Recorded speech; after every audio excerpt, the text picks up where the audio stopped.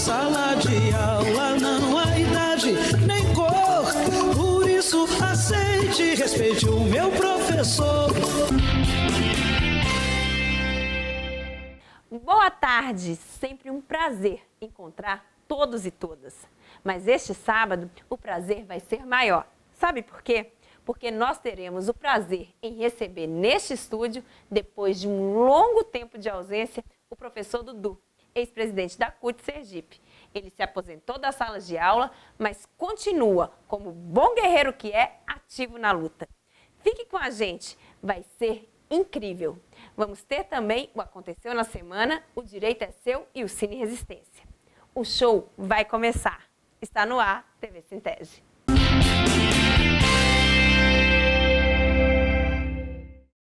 Professor ou professora?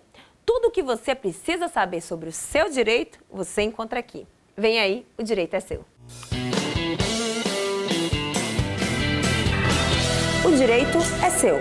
Queridos professores, queridas professoras, no programa passado, trouxemos a informação da possibilidade da concessão da licença e salário maternidade a qualquer membro de uma família formada por casais héteros ou homos que tenham dado luz ou adotado uma criança. Mas hoje, após o julgamento no STF no dia 12 de maio, iremos completar a nossa informação com uma grande novidade relacionada a este tema. No caso apreciado pelo STF, foi confirmado o direito à concessão de licença maternidade de 180 dias para um servidor público vinculado ao Tribunal Regional da Terceira Região. Ou seja, a Corte estendeu ao pai genitor monoparental o mesmo direito já concedido aos casais ou mães solteiras. A Corte também confirmou que a concessão do direito segue os princípios da isonomia de direitos entre o homem e a mulher. Logo, não poderia haver motivo nenhum para negar o direito ao pai solteiro. A ação surgiu no STF após o INSS questionar uma decisão do Tribunal Regional Federal da Terceira Região que havia concedido a licença maternidade a um servidor público federal, pai solteiro, cujos filhos foram concebidos por meio de técnicas modernas de fertilização in vitro e gestação por substituição. No STF, o servidor foi representado pela FENAJUF, Federação Nacional dos Trabalhadores do Judiciário, MPU, e a sustentação oral foi feita por Dr. César Brito, no qual defendeu a tese vencedora.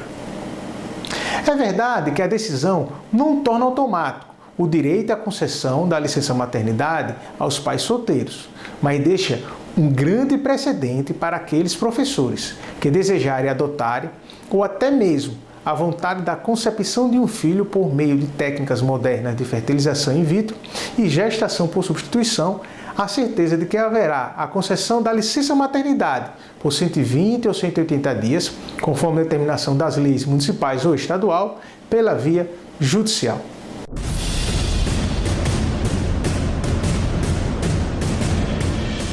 O anúncio do governador Belivaldo Chagas, que vai revogar o confisco de 14% dos aposentados, não é bondade, mas fruto da luta dos professores e professoras aposentados. O Sintese, desde o ano passado, já denunciava que não havia mais razão de continuar essa maldade contra professores e servidores aposentados de Sergipe. É importante esclarecer que a ação do governador é fruto direto da luta dos professores e professoras aposentadas e dos servidores aposentados, que nunca pararam de lutar pela revogação dessa maldade.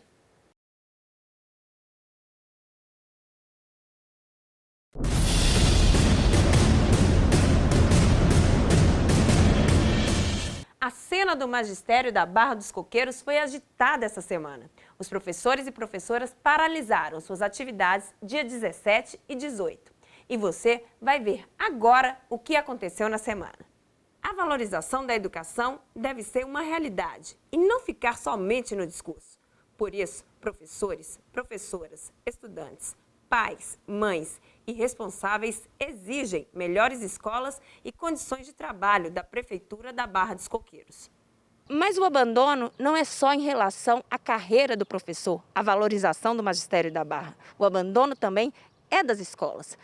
Professor Humberto, está muito difícil dar aula nas escolas da Barra dos Coqueiros. A estrutura está ruim, não é? Está. A gente está passando momentos extremamente difíceis aqui no município da Barra dos Coqueiros, né? As escolas sofrendo com a questão alimentar, né?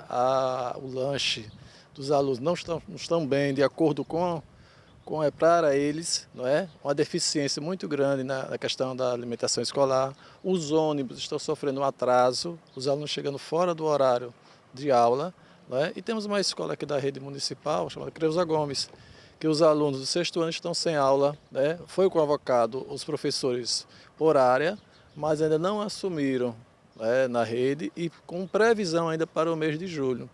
Então, essa é uma situação assim, extremamente difícil, caótica, que nós estamos vivendo no município de Barra dos Coqueiros.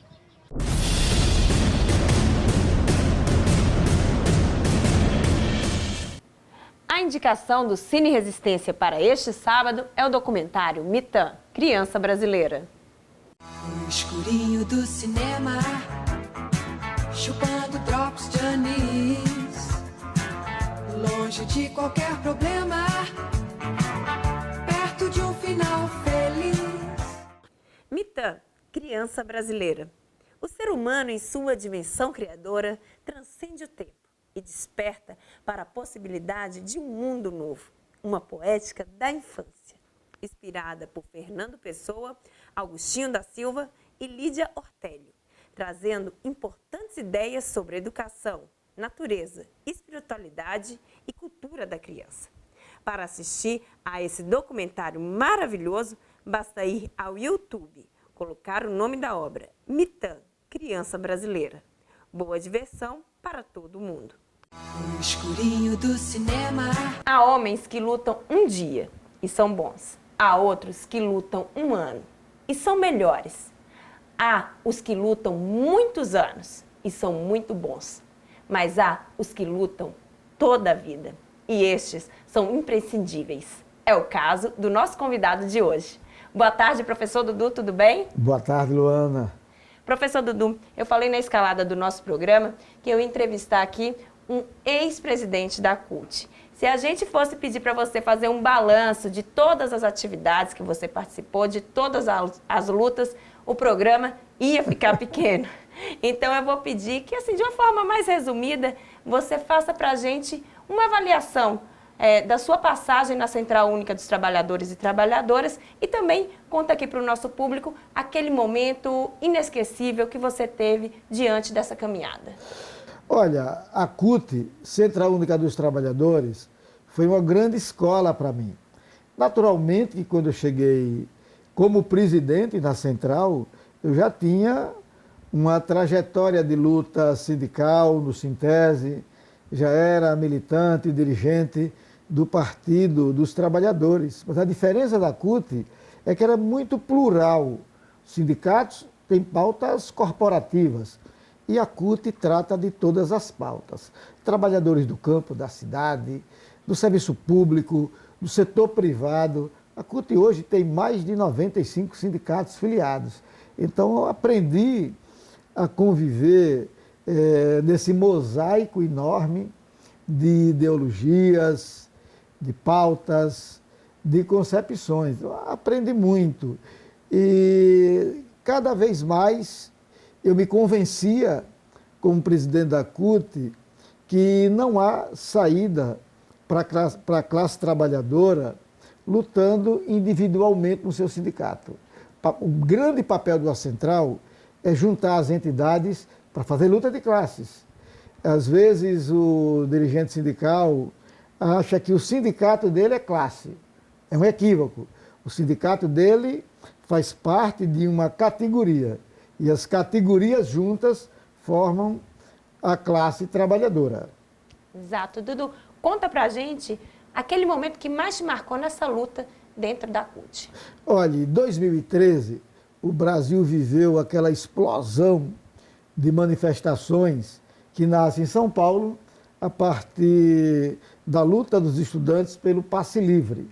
Naquele momento, a burguesia nacional, ela canalizou a insatisfação, principalmente da juventude, contra o governo do PT, que não tinha nada a ver com isso.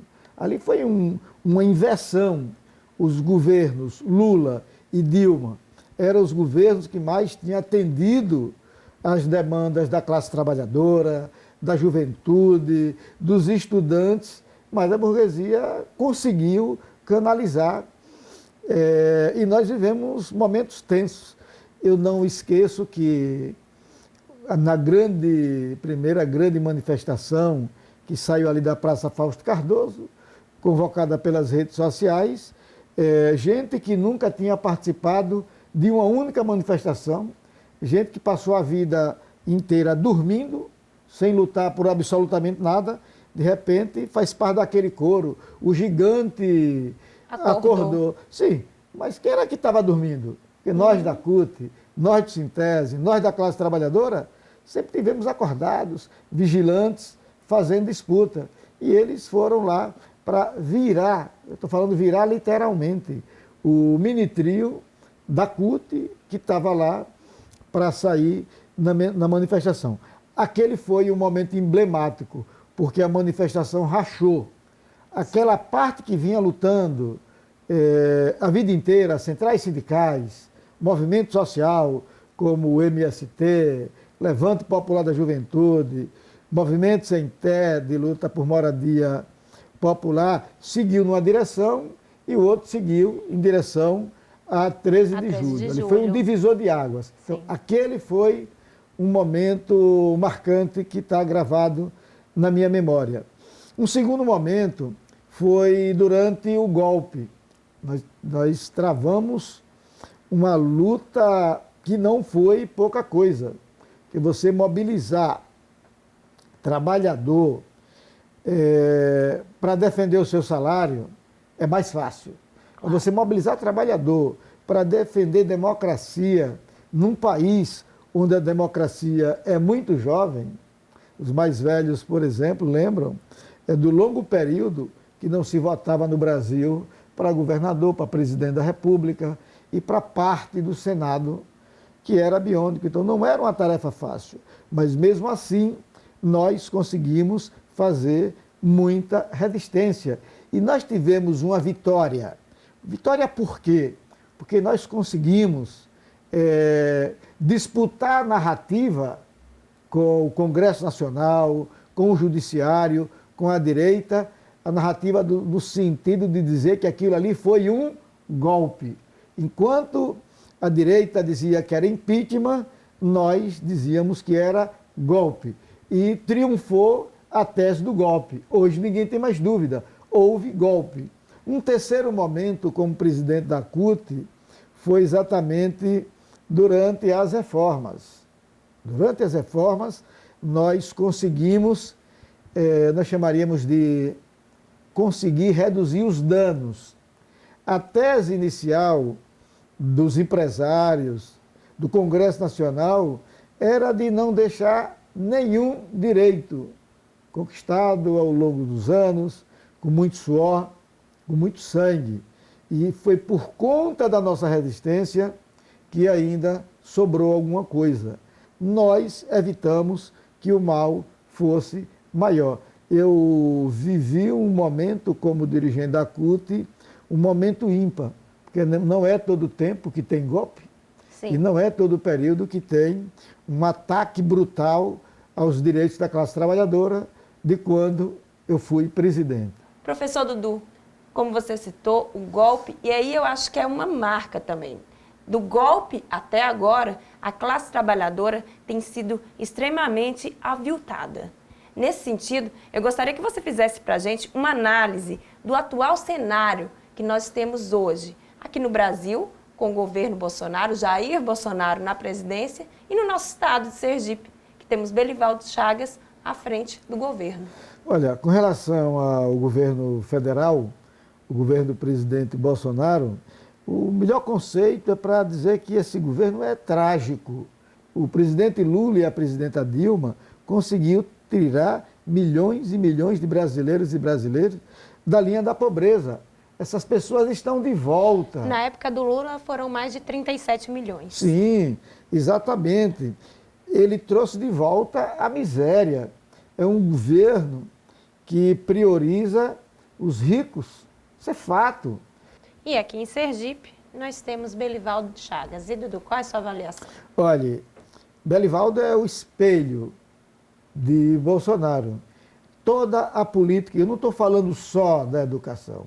Sim. Essa política excludente você vai encontrar na agricultura familiar, você vai encontrar na saúde, o IPES sendo sucateado.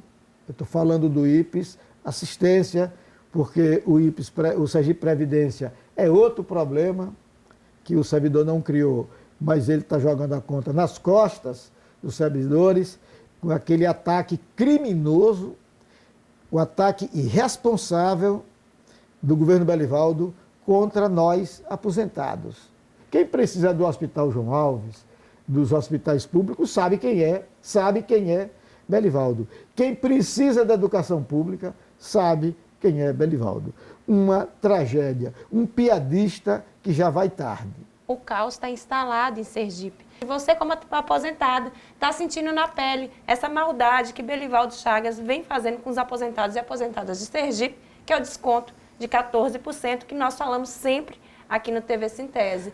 Dudu, fala pra gente como é que isso afetou a sua vida. Um relato pessoal sobre essa maldade de Belivaldo Chagas. A minha questão é uma questão emblemática. Por quê, Luana? Eu fui professor da rede estadual, sem nunca ter me afastado da sala de aula durante 35 anos. Exatamente no mês que eu me aposento, é quando o governo comete aquele absurdo de retirar nossos direitos, incorporar a regência, ou seja, acaba com regência, com triênio e paga um abono de R$900 e eu já não recebi. Por questão de 10 dias, eu fiquei fora do abono. Esse famigerado abono, a gente queria salário, mas já que ele veio, eu como aposentado não tive direito. E uma outra questão é que eu me aposento, não tive reajuste, ao contrário, quando me aposentei, o meu salário diminuiu, né? Porque eu tive um desconto de 14%. Esse desconto, eu falei no início, é uma questão de honra. Eu estou me colocando à disposição das aposentadas do Sintese e dos aposentados, que a gente deve muito a eles. São pessoas de muita luta, que dá exemplo aqui em Sergipe, a me incorporar a esse coletivo para lutar com eles, para a gente reverter esse crime que Belivaldo cometeu contra nós. Dudu, para encerrar nossa entrevista, eu não poderia deixar de fazer uma pergunta sobre o atual panorama político que estamos vivendo.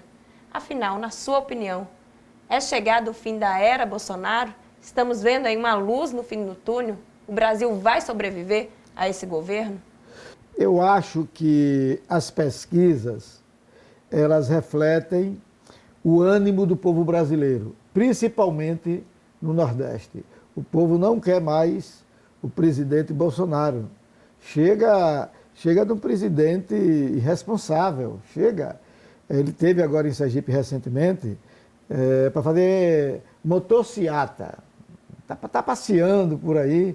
Quer dizer, eu lembro que quando Lula e Dilma foram presidentes, era uma agenda extremamente apertada, internacional,